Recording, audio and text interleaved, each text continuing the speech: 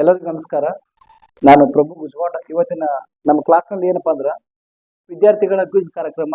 ವಿಷಯ ವಿಜ್ಞಾನಕ್ಕೆ ಸಂಬಂಧಪಟ್ಟಾಗಿರಪ್ಪ ಅಂದ್ರ ಕ್ವಶನ್ ಕೇಳ್ತೀವಿ. ತಂಡ ನೋಡಿ, ಎ ತಂಡ, ಬಿ ತಂಡ, ಸಿ ತಂಡ. ಇದರಲ್ಲಿ ಏನಪ್ಪಾ ಅಂದ್ರೆ ನಾವು ಬೋನಸ್ ಮಾಡೀವಿ.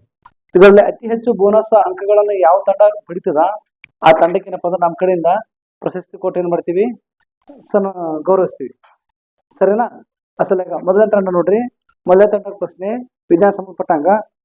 ಸಸ್ಯದ ಎಲೆ ಹಸಿರಾಗಿರಲು ಕಾರಣವೇನು? ಸಸ್ಯದ ಎಲೆ ಹಸಿರಾಗಿರಲು ಕಾರಣವೇನು? ಸೂರ್ಯ. ಸೂರ್ಯ. ತಪ್ಪು ಉತ್ತರ. ನೆಕ್ಸ್ಟ್ ಬಿ ತಂಡ.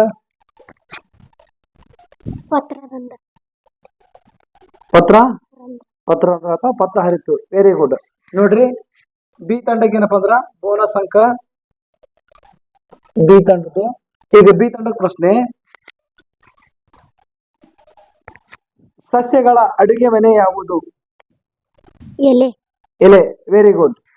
ನೋಡ್ರಿ, ಬಿ ತಂಡದ ಏನಪ್ಪಾ ಅಂದ್ರ ಸರಿಯಾದಂತ ಉತ್ತರ. ಇನ್ನ ಸಿ ತಂಡದ ಪ್ರಶ್ನೆ, ಮಾನವನ ಅತಿ ದೊಡ್ಡ ದೇಹದ ಅಂಗ ಯಾವುದು? ಯಕೃತ್. ಯಕೃತ್. Very good. ನೋಡಿ, ಒಂದನೇ ಸುತ್ತಿನಲ್ಲಿ ಏನಪ್ಪಾ ಅಂದ್ರ ಮೊದಲನೇ ತಂಡ ಎ ತಂಡ ತಪ್ಪು ಉತ್ತರ ಕೊಟ್ಟದ, ಎರಡನೇ ತಂಡ ಬಿ ತಂಡಕ್ಕೆ ಬೋನಸ್ ಸಿಕ್ಕದ. ಈಗ ಎರಡನೇ ರೌಂಡ್ ನೋಡಿ. ರೌಂಡ್ 1ರಲ್ಲಿ 0 ಅಂಕ ಪಡ್ಕೊಂಡದ. ಇದು 1 ಅಂಕ, ಇದು 1 ಅಂಕ, ಇದು ಬೋನಸ್ ಬಿ ತಂಡ ಪಡ್ಕೊಂಡದ. ಇನ್ನ ಎರಡನೇ ಸುತ್ತಿನ ಪ್ರಶ್ನೆ ನೋಡೋಣ. ಎ ತಂಡಕ್ಕ, ಅಂಧರು ಓದಲು ಬಳಸುವ ಲಿಪಿ ಯಾವುದು? ಅಂಧರು ಓದಲು ಬಳಸುವ ಲಿಪಿ ಯಾವುದು? ದೇವನಾಗರಿ ಲಿಪಿ. ತಪ್ಪು. ಬಿ ತಂಡದ ಪ್ರಶ್ನೆ, ಬೈರಲ್ ಲಿಪಿ. ತಪ್ಪು. ಹೇಳಿದ್ರೆ ಸ್ವಲ್ಪ ಉಚ್ಚಾರಣೆ ತಪ್ಪು ಹೇಳಿದ್ದೀನಿ. ಹೇಳೋದ್ರಿಗೆ ಉಚ್ಚಾರಣೆ ತಪ್ಪು ಹೇಳಿದ್ದೀನಿ. ಹೇಳೋದ್ರಿಗೆ ಉಚ್ಚಾರಣೆ ತಪ್ಪು. ಇನ್ನೊಂದ್ಸಲ ನೋಡು, ಅವಕಾಶ ಕೊಡ್ತೇನೆ.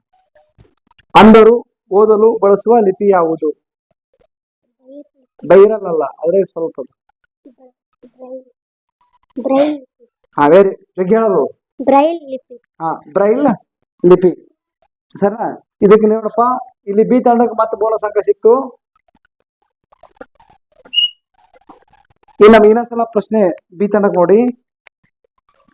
ಹುಚ್ಚು ನಾಯಿ ಕಡಿತದಿಂದ ಬರುವ ರೋಗ ಯಾವುದು? Speaker rabies. ರೇಬಿಸ್. ನೋಡಿ, ವೆರಿ ಗುಡ್. ಬಿ ತಂಡಕ್ಕೆ ಏನಪ್ಪಾ ಅಂದ್ರ ಮತ್ತೊಂದು ಅಂಕ, ಎ ತಂಡ 0. ಇನ್ನ ಸಿ ತಂಡದ ಪ್ರಶ್ನೆ,